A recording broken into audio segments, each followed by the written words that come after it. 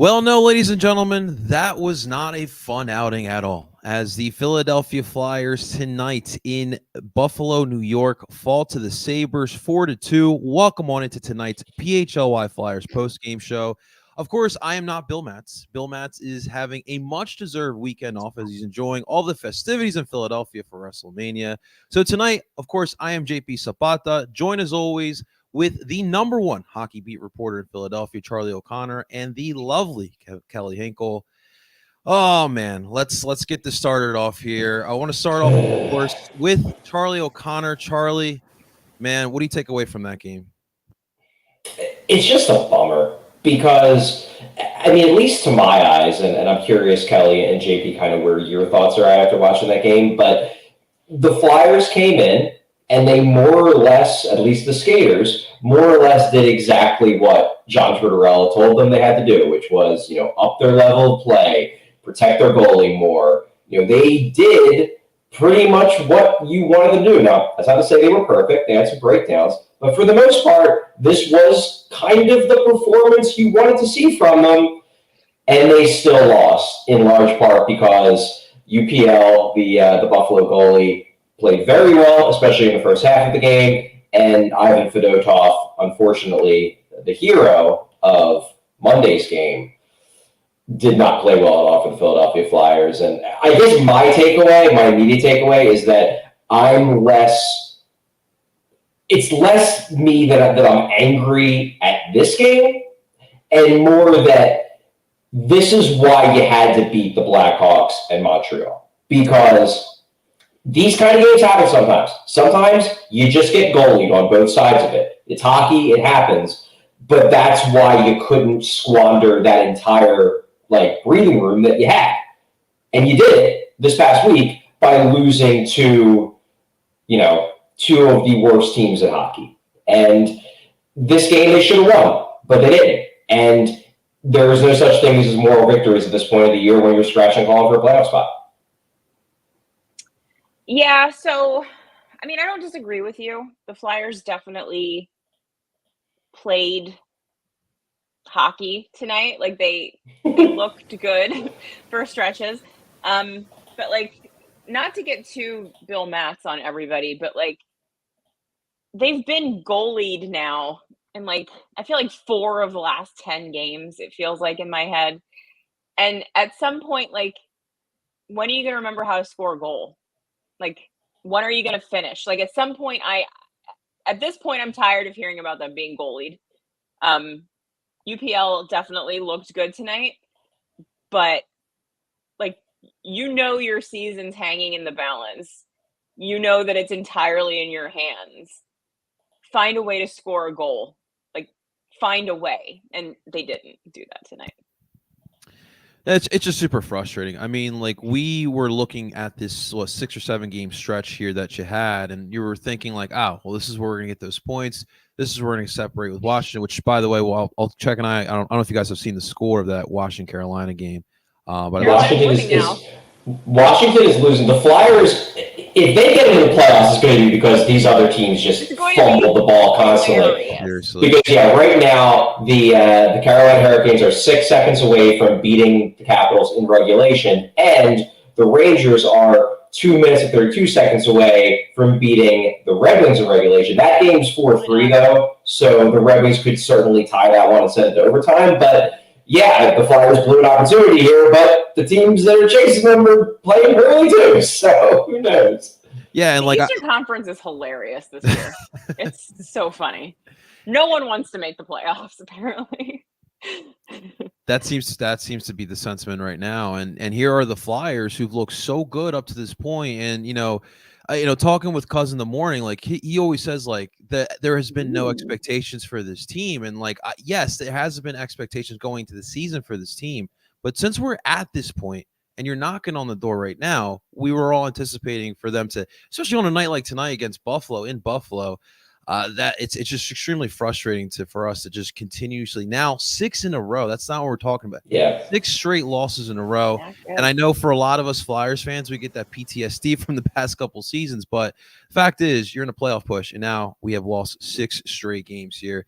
But I mean, Charlie, it's just crazy to me because we outshot the Buffalo Sabres, and we continue to outshoot these teams. And like you mentioned, UPL was standing on his head there. But was it just the fact that UPL was so good, or was the Flyers just gassed? Well, I think in the first half of the game, it really was just the goalie. And sometimes this happens. Like, this is hockey. Sometimes the opposing goalie just plays really well. I thought the Flyers had a ton of really good scoring chances in the first half of the game.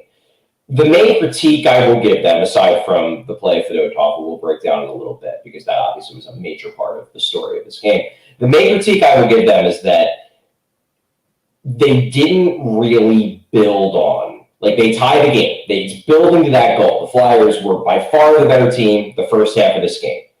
They tie the game. Buffalo takes a timeout, and they just never got. Like, Buffalo did a great job of halting the Flyers' momentum, and props to Buffalo. That's their job. It's not like the Flyers are the only team on the ice. But the Flyers have more to play for right now, and it's not that the Flyers got outplayed in the final 30 minutes. I don't think that's true. But they were no longer dominating like they did in the first 30. And you would have liked to have seen a bigger surge in the second half of the game, more reminiscent of how they played through most of the first half of the game. Again, you got to remember, they're not the only team on the ice. The other team's trying too. But the Flyers believe they are better than the Sabres. They believe they are a playoff team. If you are a better team than the Sabres, then go out there and impose your will. I thought they did in the first half of the game.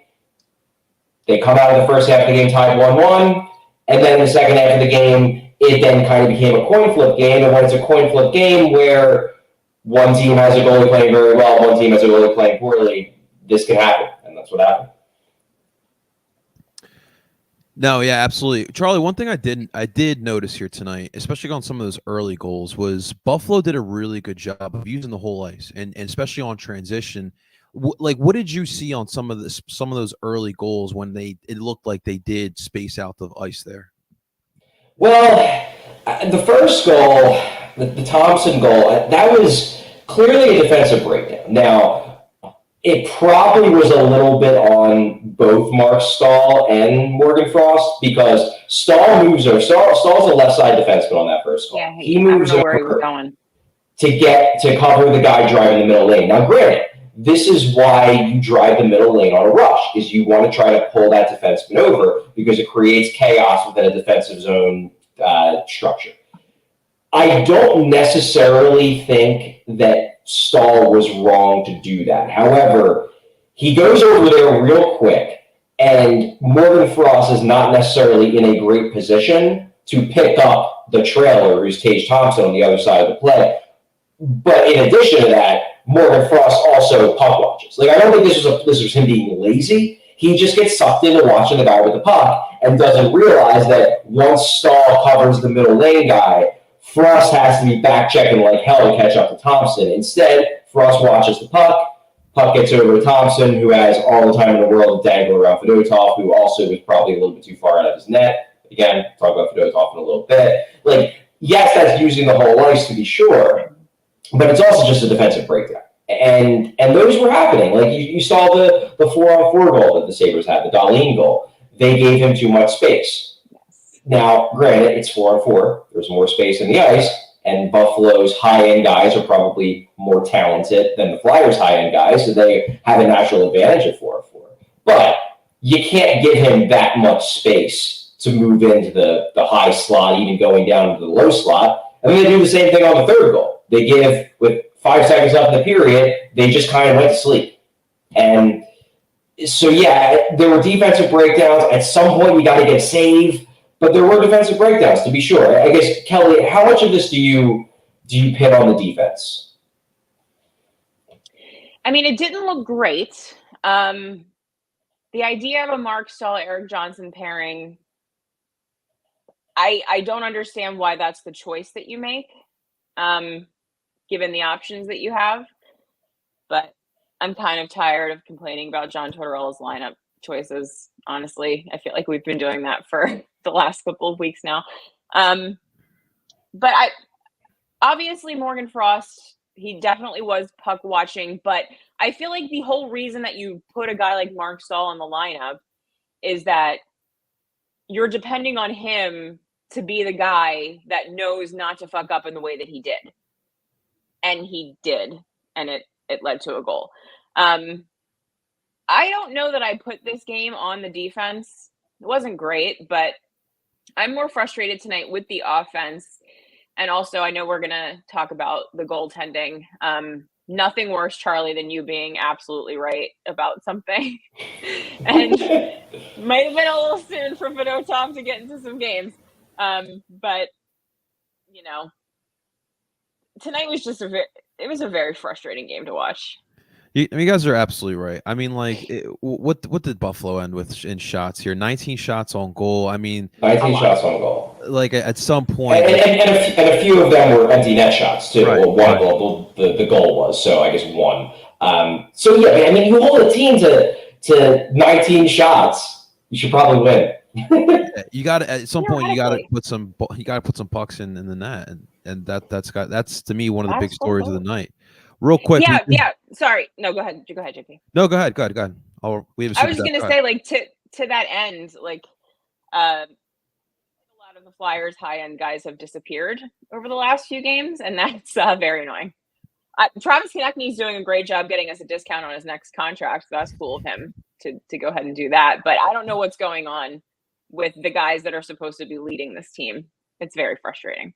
Sorry, JP, go ahead. No, you're 100% right. It's hard not to think, because I did think about that as well. Like, because obviously, I forget what game it was, but the third period where he was benched for like the first 7 minutes, I started thinking about what's that contract now, those negotiations looking like. But real quick, VO Noob did give us a super chat. Thank you to VO Noob. He says F the pen, seriously. So I guess on a night like tonight, we appreciate that. Agreed. Excellent point. We do appreciate that there. Well, let's dive into it, right? So, like, a lot of people were listen, leading up to this game, the question was, do you go Ersson? Do you go Fedotov? And tonight, it was Fedotov. Start off with you, Kelly. Overall, what do we think of Fedotov in his first full start? So, I mean, I'm obviously not ready to write this guy off as not being as good as we want him to be. That would be silly. I do think that there are some things about his game that he's going to have to adjust, I think, for the NHL. I think that the way that he comes out as far as he does from the net on some of these stops that he's making, maybe that works in the KHL because I'm assuming that they don't have the kind of shooting talent that the NHL has. But when you give up rebounds like that to NHL hockey players and you're far enough out of your net that you're leaving corners and side of the net open for guys to shoot at, they're going to shoot at it. Also, it seems pretty clear to me that since he's not been here very long, and Charlie, he's had one practice with the team. Well, one full prep. Well, yeah, one full. I mean, there was the skills practice on Wednesday, which he participated in. He's obviously participated in morning skates, but the practice yesterday, Thursday's practice, was the only full practice he's had with his teammates. It doesn't seem like the when he plays the puck, which he seems to be quite good at playing the puck, to be fair. But there doesn't seem to be, the defense doesn't seem to know what he's going to do when he comes out to play the puck. And I guess that's to be expected because these guys have been playing together for 30 seconds. And I don't know how good Fedotov's English is. Like, the dynamics of this are very complicated. But it just seems like the newness of Fedotov is more of a problem, I think, than his skill level, which I think is good because that means it can be fixed.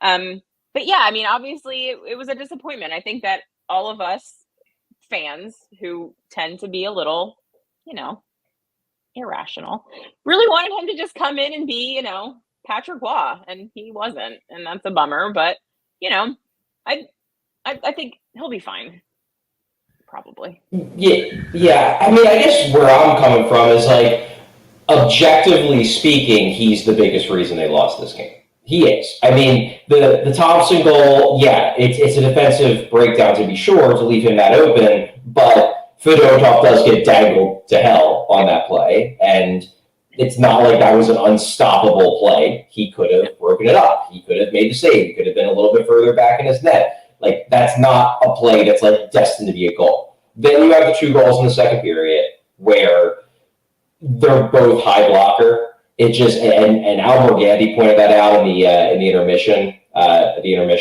second period, basically like, it looked like that first one, it was kind of an accident they went high blocker, and then they all just decided like, well, let's keep trying this, and then it works again. Not to say that either of those plays were like easy to stop shots. You're giving a guy time in the high slot. It's prime real estate for creating quality chances. But you just needed a save. You really needed a save on that last one at the end of the second period. Like, they needed to go in to intermission with the with it still just a 1-goal game rather than it being 2. It would have seemed a lot more manageable. It was just, I don't know. I can't be mad because I don't think this is. I'm not going to go so far as to say it's not fair, because the guy wants to play. He's been through hell. He gets over the NHL. He wants to be in games. I get it. He is not being put into an easy situation at all. And I guess that's really the story of the Flyers goaltending ever since the Carter Hart thing. But like, none of these goalies are being put into good situations. The whole reason why I wanted Fedotov to go in this game versus tomorrow is I want to give Ersson an extra day of rest, because they need to get something out of him the rest of the way, and that guy looks exhausted. So it's kind of like, well, maybe Fedotov could ride the vibes of Monday. He couldn't, and this was the kind of performance I expected from him on Monday, where he just looked discombobulated. I mean, he's been here for a week. He's had 1 practice with his team. He has no idea the way to communicate with his new teammates, not in terms of language, because he can speak English to a degree, and he can shout out words and stuff, no problem. But even if he was a perfectly fluent English speaker from South Jersey, if you toss a goalie on an NHL team and ask him to figure everything out in terms of chemistry and knowing the way teams seem to do their breakouts and knowing where everybody's at, like, they're going to struggle a bit. So this was always going to be a risk. Then adding the fact that he's going to have to adjust to the NHL game. It seems clear that, at least in this game, he was pulling himself out of his net a little bit too much. He looked really slow going side to side on a few plays that they didn't even take advantage of, where you're just like, oh, right, he's big, but he's going to need to get better lateral movement, or at least get better at anticipating plays so that he can get going with his lateral movement a little bit quicker. There's rough edges in this guy's game. And the hope is that give him an offseason, a lot of work working with Kim Dillabaugh, working with him next year, working with the team as a whole. They'll figure it out. But this game was a reminder of, and I'm not trying to toot my own horn here, but like, it was a reminder that like this was a huge ask of Fedotov on Monday. That's why the Fedotov performance on Monday was so impressive, because this kind of game was exactly what I was afraid of. It didn't happen on Monday. Maybe he was just riding on pure adrenaline. I don't know. But in this game, it all showed up. And unfortunately, I mean, it's the biggest reason why they lost the game. They could have scored more, but it was the biggest reason they lost the game. Always toot, Charles. Always toot. All right. Before we continue, guys, I want to take a quick second and tell you about one of our dear sponsors here today. And let's talk about Empire Today, ladies and gentlemen. Are you guys looking for a new floor? Because listen, I know for myself, I am personally in the market for a new floor. That's why I'm going to check out Empire Today. And with Empire Today, you guys can get at-home convenience with the right products that you need for quick and professional installation and price match guarantee. Empire Today is the best place to get new flooring. So, of course, they have copycats, but they can't beat Empire Today on quality, service, speed. So they advertise low-quality products that won't carry. Empire Today won't promise the lowest prices, because anyone who does that is putting flooring in your home that they wouldn't put in theirs. We keep shopping for floors simple with our curated product selection. Their philosophy is to help you find what you need and not overwhelm you, which is extremely important. And they have the virtual floor designer, which it is a great way to see how the new floors will look in any new space. It's easy, just a snap picture, and instantly you will see the new floors and how it will look in your room. So guys, right now, Empire Today, if you schedule a free in-home estimate, all listeners right now will receive a $350 off discount when you use the promo code PHLY in all caps. Restrictions do apply, but go head on over to cempire.com/PHLY for further details. and I've been requested by Kelly to give the little jingle. So call 1-800-588-2300 Empire Today. Charles, there it is. That's the good shit right there. Obviously, we don't do it as good as Bill, but hey, the jingle is necessary. You're right, Kelly. It was definitely necessary. But as we continue here, guys, into tonight's 4-2 loss here to the Buffalo Sabres, look, with Fedotov, listen, I agree with Charlie. Like, putting a goalie who's been in here for what, like 2 weeks, if that, and into a situation where a team is fighting for a playoffs, and obviously they are a little bit gassed, and we talked about the pairing of Stahl and Johnson, but I noticed a couple things, like obviously, like especially on that first goal, and I was curious of what you thought about it as well, like the way they got Stahl out of position, and obviously you saw how Tage Thompson was able to get past Morgan Frost, but and just in general, just being able to move Fedotov laterally, it looked like he from what I saw, it looked like he did struggle a little bit. But I just think that, like Kelly said, you just can't write him off right away. But I am curious to see how Ersson will respond tomorrow, especially I'm assuming after what he saw today, should push him here a little bit. But Charlie, on that first goal there, what did you was it Mark Stahl being out of place, or was that Morgan Frost just being getting caught by Tage Thompson? Yeah, I mean, I think it was probably a little bit of both. We talked about it a little bit earlier, just about the fact that, like, I don't love Stahl getting pulled over, but once he does, then Frost has to back check harder, and he's puck watching. But really, it's a combination of three things. Like, it's pretty rare, as much as people love to pin it on the person they dislike the most. It's pretty rare when a goal against is the fault of just one person. There's usually two or three people that are to blame, and I think that goal, it was a shared blame between Stahl, Frost, and Fedotov, to be sure. Now, it's funny, like, watching that play, it would not at all shock me if, like, John Tortorella's view and the coaching staff's view is that Stahl did exactly what he was supposed to do, that he's supposed to cover the middle lane guy, and Frost is supposed to back check like a demon to cover the outside guy. I don't know that for a fact, but it wouldn't shock me, in large part because, and maybe I'm giving him too much credit here, but, like, I expect Mark Stahl to make mistakes in terms of, like, turnovers or, not being fast. But when it comes to system decisions, I tend to think that he's probably doing what the coaches want him to do. So that's why I'm more apt to say it was probably more Frost's mistake. That said, if it was, I do give John Tortorella credit for continuing to throw Frost out there, because I thought Frost then, his next shift, had a great shift. He had a good game, with the exception of that play, I guess. He created a lot.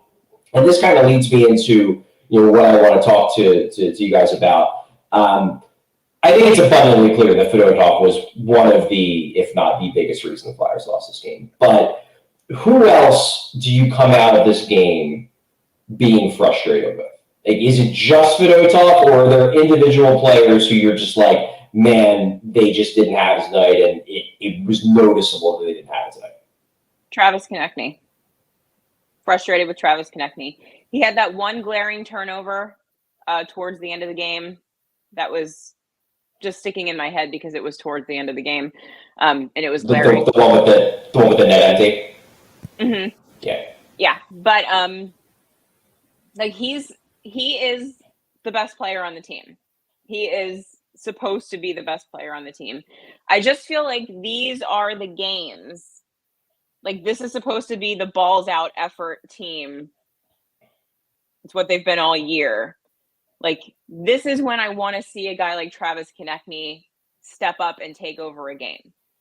Like, as you said, Charlie, the other team's trying. He can't just go out and at will do things. But we've seen Travis Konecny play much better hockey than he's been playing over the last couple of games. And that's frustrating because we know this team isn't the most talented team. We know that they're having trouble with the whole outworking thing because they're probably tired. Another thing that I'm tired of hearing about. That guys like Travis Konecny to them to his back and drag them if that's the case. And he's not He's not doing that. And that's very frustrating because the Travis Konecny that we've seen for most of the season is I expected him to be that guy during this kind of stretch, and he just isn't doing it. I mean, you guys mentioned obviously two obvious ones, Fedotov, I'm sorry, and Travis Konecny. I mean, I was gonna say Joel Farabee up until my man gets cut in He had a rough night. Yeah, he had a tough game. Yeah, and so it obviously that's another guy too that we're all expecting for him to produce offensively, and we've seen him go on that little bit of a cold streak, but I mean, overall, he's just struggling right now. Yeah. It's just a lot of I think it's a mental block. And to be quite honest with you guys, and when you talk about Travis Konecny, you would think, because we've seen, like you said, we've seen it before in the middle of the season, him just play with that cockiness a little bit, and that's always that fun Travis Konecny that we love, and maybe just needs to get back to that. We have a super chat real quick here from Scotty. Yeah. Wild Adventure says, my 6-year-old says, shoot less or more. Power play sucks. Rocky Haircut Thompson needs to go. At least we got the fabulous Kelly in studio tonight. Absolutely. Can we get that fabulous Kelly? Yeah, I was going to say, Scotty's 6-year-old is the new power play coach. I was going to say, yeah, he's hired. Shoot less or more. They should simply do that. I don't know why they don't do that. Doesn't make any sense. It seems like good advice to me. Going back to Konecny for a second, I would agree, and I've been defending Konecny over the stretch because he is scoring. He's obviously tonight he didn't, but he's been producing points. I don't think he's been playing as terribly as Bill in particular. Hope you're having fun watching your wrestling, Bill. Has been implying over the last few shows. But one part of this game that really did stick out to me as like, Konecny, did you have to do it then? The Flyers are dominating at 5-on-5 in this game. When there's not as much ice available, the Flyers were controlling puck possession, they were controlling the game. And I know that John Tortorella has said this year that I don't want to stop Travis Konecny from being Travis Konecny because, yeah, he's going to do some dumb things sometimes, but that's what he feeds off of to do the great things. So I get it. You're going to let Travis Konecny be Travis Konecny. However, there really wasn't a need to go all at Jeff Skinner there. And I know it's matching penalties. That said, Konecny did get a few extra slashes in that easily could have been him getting the extra penalty. Now the refs, they even it up. But the thing is that it changed the complexion of the game in that the Flyers are not as well positioned to thrive at 4-on-4 versus 5-on-5, especially against a team like the Sabres, where, look, the Sabres have their weaknesses. They are not, I would say, an incredibly deep team. They are an inconsistent team, but their top-end guys can really friggin' move. I mean, guys like Dahlin, guys like Thompson, Skinner can fly. Like, Skinner, I guess, was off the ice for this, but, like, they're a team where they got some really, really scary high-end guys.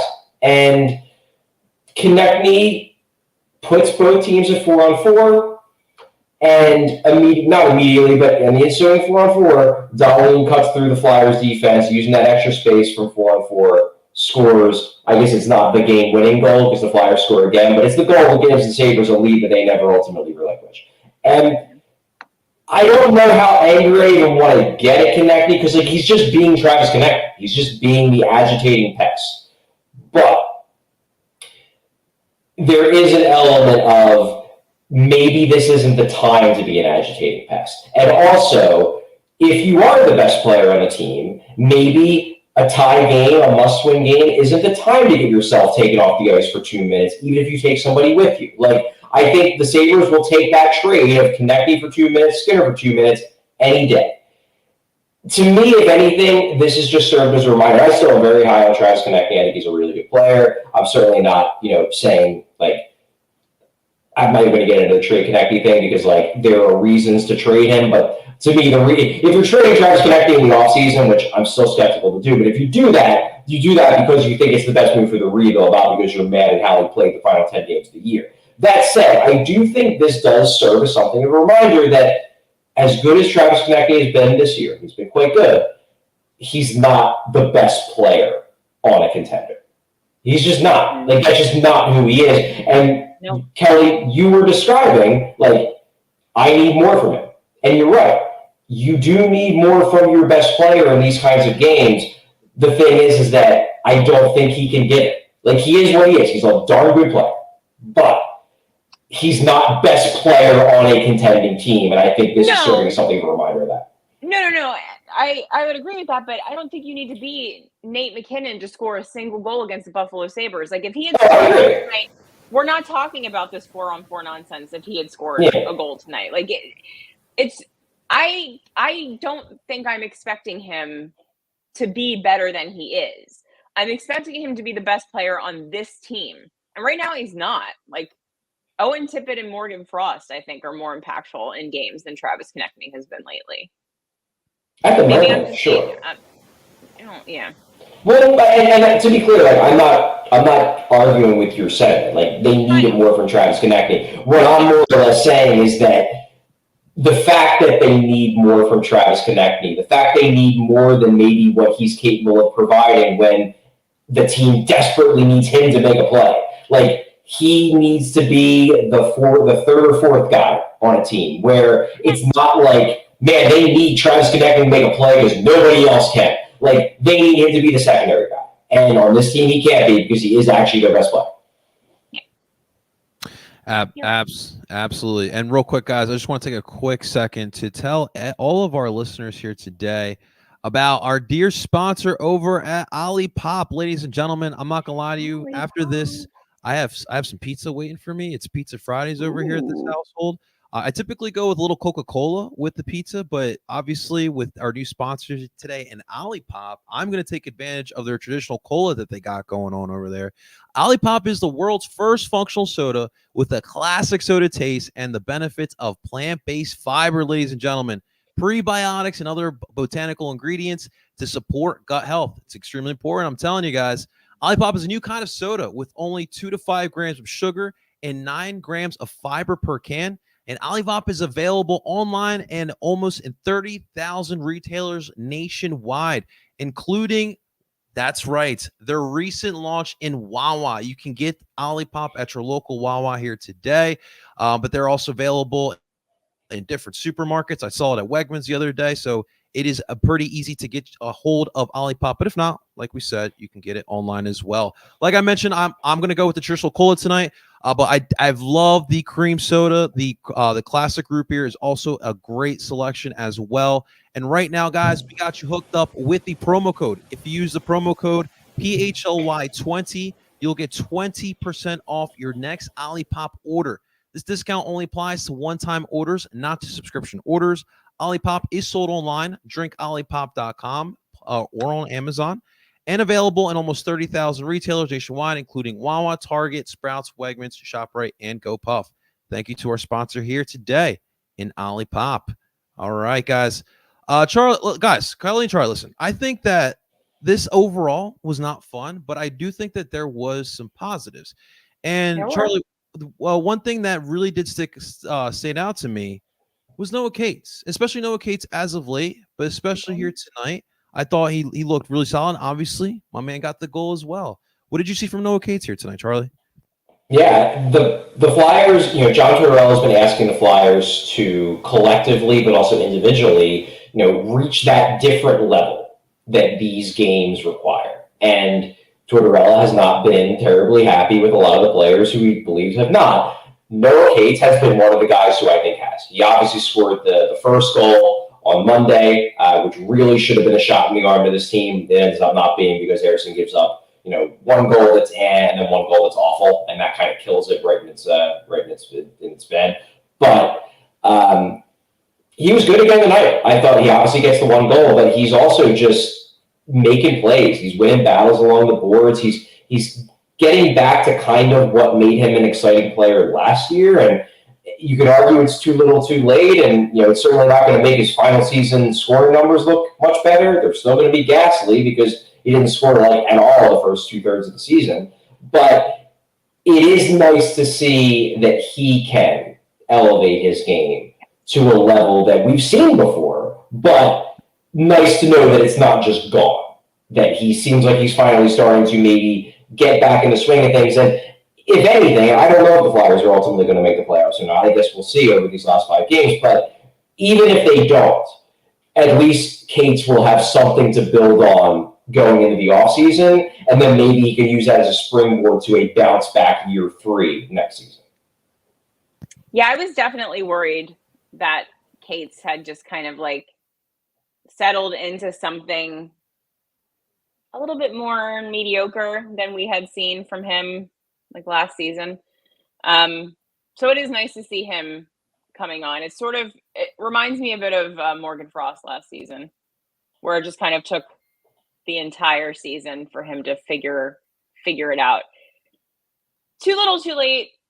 Not really, because Noah Cates isn't supposed to be the guy that's winning or losing you hockey games. So it's just nice to know that he's still got it, because I think he can be a nice piece on the fourth line going forward. So it's nice to see him playing well. I mean, I still think he could be a solid bottom sixer. Like, the big thing for him is that he needs to score a little bit.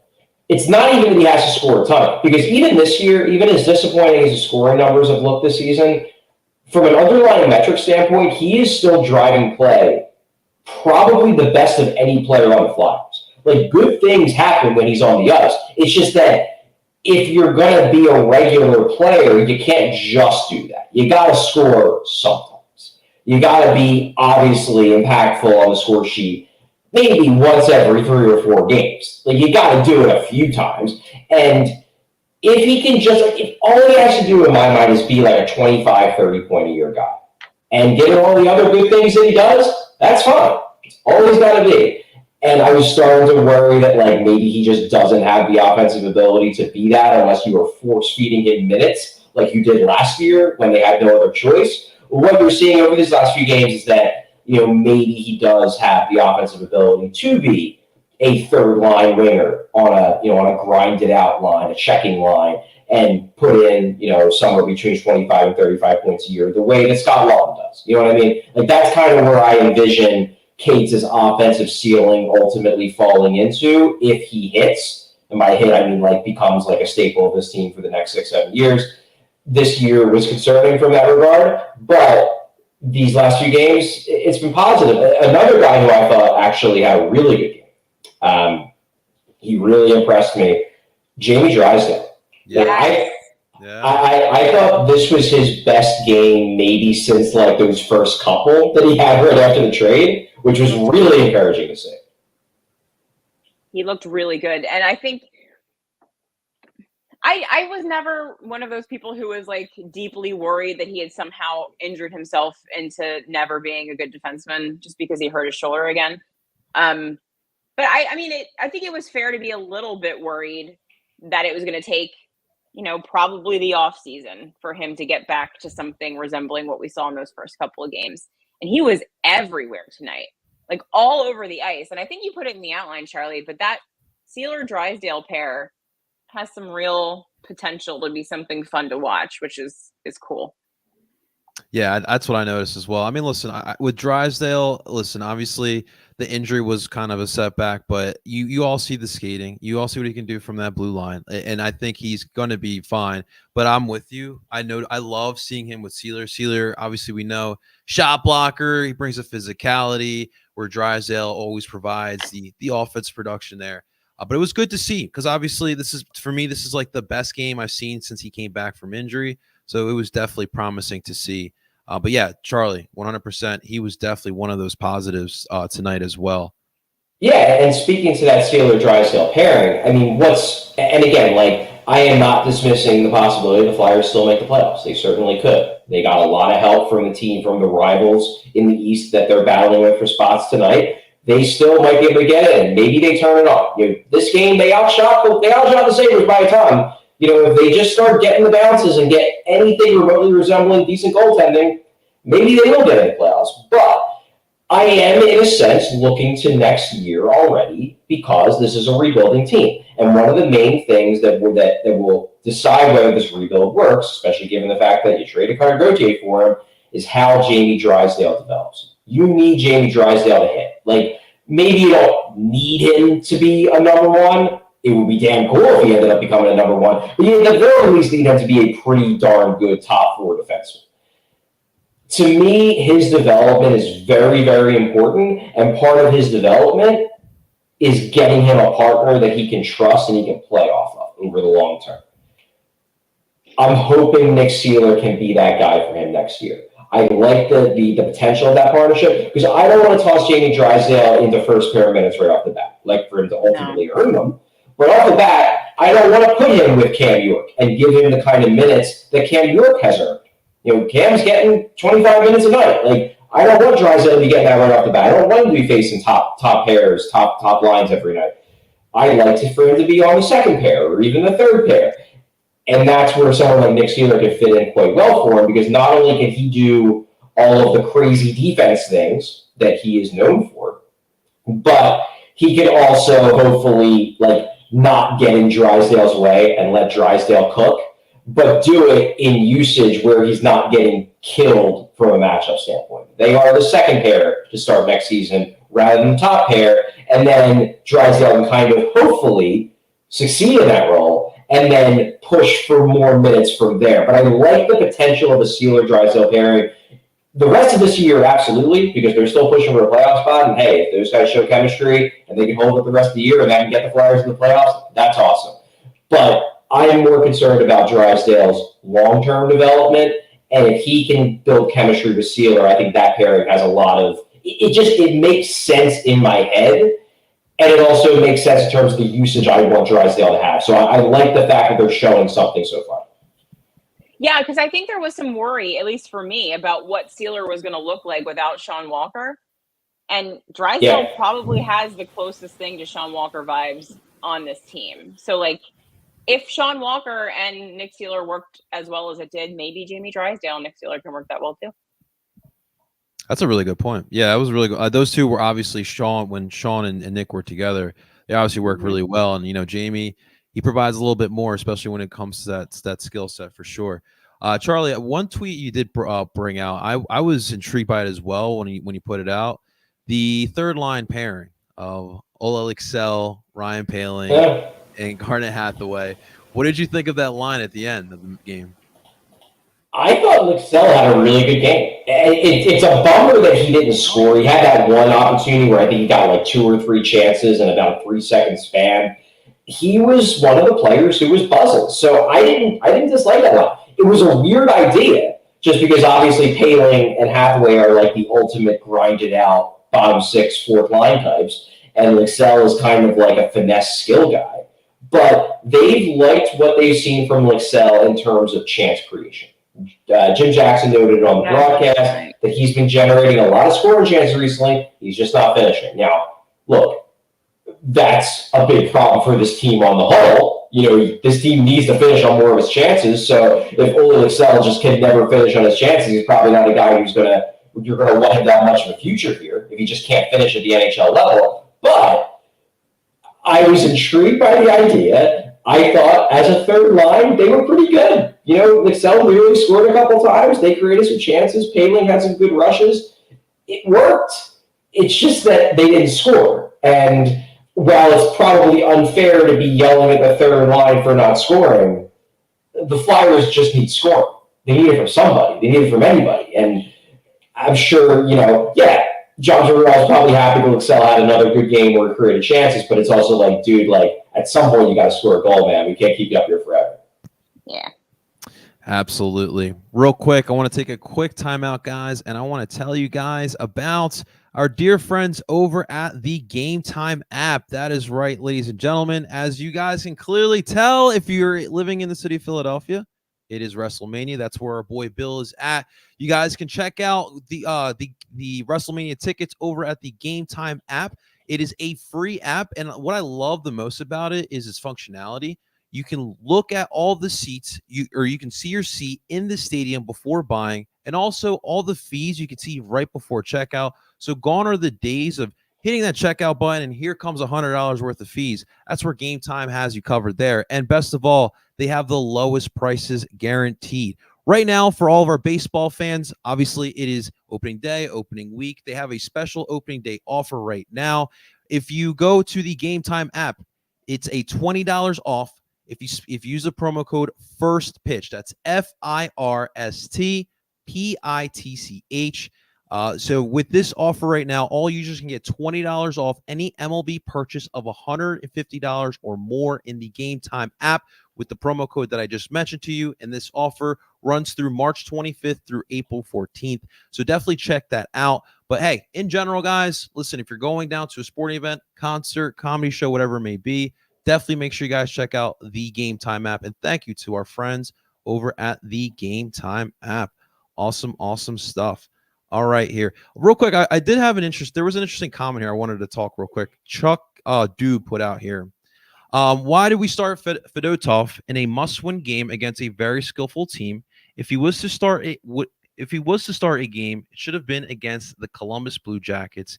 Is Sam trash now? Unacceptable. So what I wanted to ask you about in this one, did it really matter the opponent that we had in front of us when it came to starting either Fedotov or Ersson? And Kelly, if you want to start off with this one, your thoughts on this? I mean, I get where he's coming from because theoretically the Blue Jackets should be the easier of the two opponents this weekend. But I also understand why they went with Fedotov because there was some momentum there. I mean, the problems that Fedotov had tonight probably would exist if he played the Blue Jackets as well. Like, they were technical problems. So I'm not sure it would have made much of a difference. Could Sam Ersson have won this game? Maybe. But the Flyers still needed to score more goals, in my opinion. Like, that would have done it too. But yeah, I mean, I understand where Chuck's coming from, but I also don't know that it matters that much, honestly. Yeah, I mean, I think there is an element here of hindsight, to be sure, because I tweeted this out during the game. I had a ton of people on my mentions yelling after Monday's game that how could the Flyers have not started Fedotov against the Islanders? Ersson's cooked. That was coaching malpractice. Now he starts Fedotov, and he's going to get criticism for that. And the reason is because they lost both games. So obviously he made the wrong decision if they lost because the other decision may have been right. We just don't know. To me, the reason why I was fine with going Fedotov tonight, number one, is because he was going to get one of these two games. It's a back-to-back. They made it abundantly clear they're not using Sam Ersson in back-to-backs, and certainly not when he's exhausted, which plays into the reason why I was cool with going with Fedotov tonight. I think Ersson is gassed. I don't think this was a case of the Flyers losing faith in Ersson by any means, but I think they realize he is tired. And this if Ersson's going to go one of these games, if Fedotov's going to go one of these games, why not give Ersson the extra day to recuperate as much as he possibly can? He's already had 3 days between games. This gives him 4. Maybe that can give him enough energy and then replenish the tank a little bit to get him through most of these final 5 games. And also, Fedotov was coming off a really big game. And, there's an element of, maybe he can just ride the wave. Goalies are weird. Sometimes bad goalies get on an incredible hot streak. Sometimes great goalies play like crap for 2 straight weeks, and you just don't really know why. And I think their thought process was, number one, let's give Ersson an extra day off, another day off, to try to get him as much rest as we possibly can. And number two, maybe we have lightning in a bottle with this Fedotov guy who is just riding a charmed wave, and he clearly isn't because he crashed back to earth tonight. But I don't know. I understand where Chuck's coming from because, yeah, Columbus is the weaker team. But I do think there was enough there to justify going with Fedotov first. It just didn't work out. And then obviously in hindsight, it looks like the wrong move because they lost. But it's not a move I'm going to kill him for. Let me put it that way. No, I mean, absolutely. I'm with you guys. It really did not matter. And although it was interesting to see Buffalo and how they've kind of recuperated in the second half of this season. And look, they do have some good young pieces. It just feels like they can't get to that next level that so many teams in this league just struggle to get over the hump with. But yeah, it really just honestly did not matter here tonight. I did want to, before we get to, we're going to get to Charlie's 3 stars here tonight, ladies and gentlemen. I did want to bring up one more positive. Owen Tippett obviously had the goal, but I just love his skill set. The spinorama he had in the third period that went right into ULP, but in general, he's looked really solid as well. He's obviously one of those players who's been trying to step up too. But Kelly, Owen Tippett, man, he's fun to watch. He's so fun. I'm obsessed with him. He's my favorite player on the team right now. He's awesome. He's so fast. His shot is like so sick. Oh my God. He's so ginge. Like everything about him is So ginge. I'm obsessed with him. Yeah, he's great. He's awesome. Perfect flyer. I was happy for him that he tonight he sets career highs in goals and in points. So that's cool, taking a step forward. There was a period of time where I think we were wondering if if he was going to have the breakout season this year. I don't think that's been what this is, but he's now only 2 goals away from 30. He might crack 30 goals this year. That would be a nice threshold for him to crack, regardless of how the rest of this Flyer season goes. And I certainly think he's capable of it. So happy for Owen Tippett. I think he could have been better tonight, but so could a lot of players. But he scores a goal, he gets an assist. So ultimately, he did his job. So can't pin too much on Owen Tippett. I think he's had a solid year. Not an amazing year, but a solid year. Before I get into the 3 stars, though, I do want to ask a question to both of you. So I guess I will kick this off with Kelly, and then I will go to JP. Kelly, where is your head at with regards to the playoffs? Oh no, don't ask me. After this game, where are you feeling? Well, after the idiot Capitals and Red Wings also lost because no one wants to make the playoffs, I feel a little less defeatist. If they lose tomorrow, though, it's going to be real hard for me because it's getting to the point where now I'm like, you know what? You don't deserve to make playoffs. Like now I don't want you to because you don't deserve it. But I still think they might get in. Still think they make it. All right, JP, what do you think? They still making the playoffs? I think, unfortunately, I do think they will, only because just the other teams don't want it either. Like I say, unfortunately, like that's not how I want to make the playoffs. I want to make the playoffs because we earned it. But it looks like we may make the playoffs because the other teams just can't get the job done. It just feels like back in 2020 when the Eagles were in the NFC East, that was just so terrible. I think the football team made it like six wins on the season. That's what this feels like right now. But like Kelly said, like tomorrow, I mean, if you lose 7 straight games in a row and you're still hanging on a play to the Columbus Blue Jackets, that's not a fun feeling, even if you do make the playoffs or not. And as our boy Vince Pellegrini throws in chat, why not us? Is there Vince not? is sticking with it. I love the positivity. If they lose tomorrow, I'm taking my television off the wall and I'm walking it down to the Ben Franklin Bridge and I'm throwing it into the river. So, I mean, it's better than you jumping into the water. The TV, we can sacrifice the TV. TV's got to go. Yeah. Mm-hmm. Yeah, fair. Where are you at, Charlie? Do you think this team's making the playoffs? I am starting to be very concerned that everyone in the Eastern Conference is gift wrapping this for the fucking Pittsburgh Penguins. Oh God, the worst possible outcome. Yeah. That I forgot about those mother effers out there right now. Like they are now. Yeah. If they sneak in, it's going to be the most infuriating thing in the world. And like, it's not even that they're playing that great. It's that they're winning some games and everyone else is losing all the games. Wow. Yeah, 81 points right now. Oh my God, what's that schedule looking like for them? It's tough.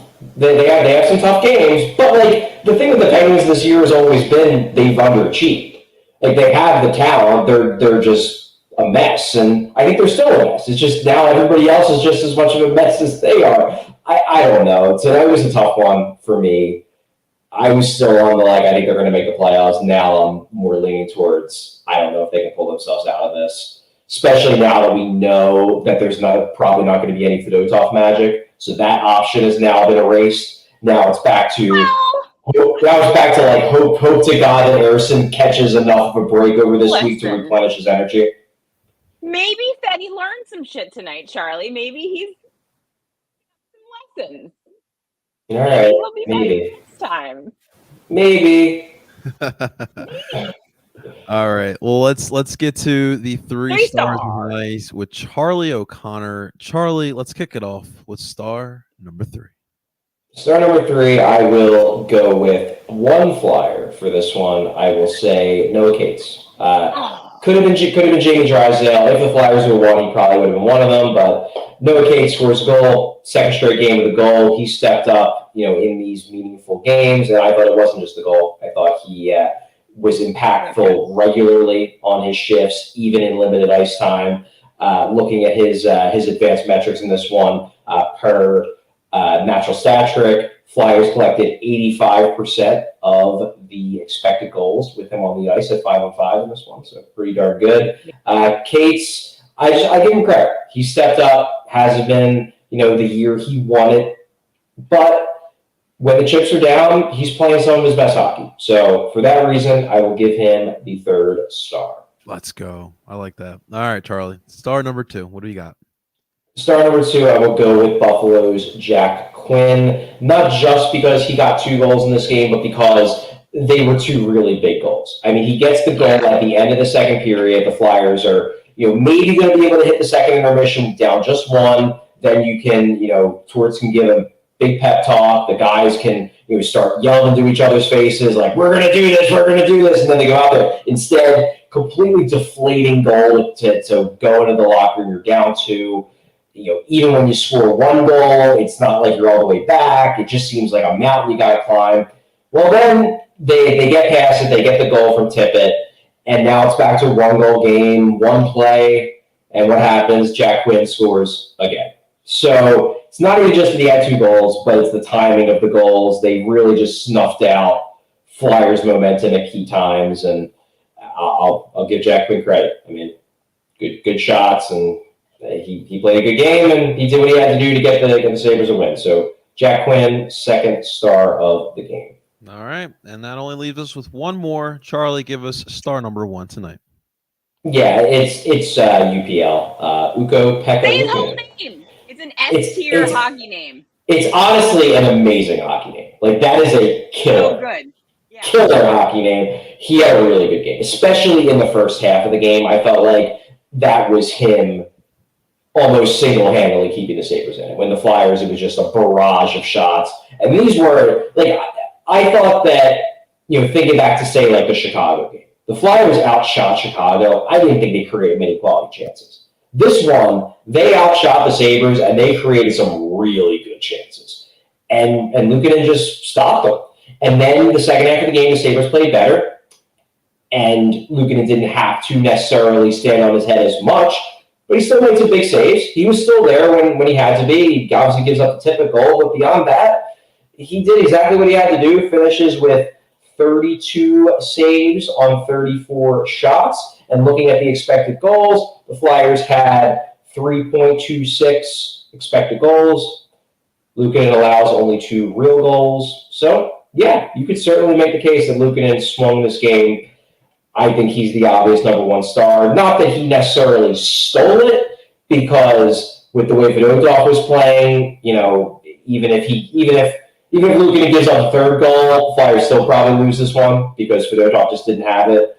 But he was a big part of it. Luukkonen was a big part of why the Sabres pulled the upset tonight, and for that reason, he is my 1st star.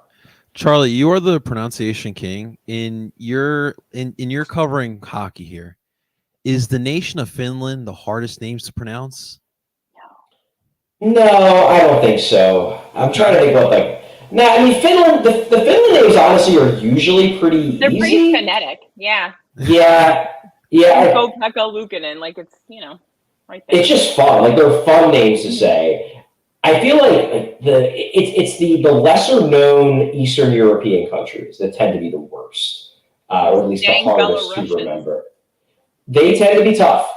Norwegian names can be difficult at times. They also can be really fun, though, so it's like either or.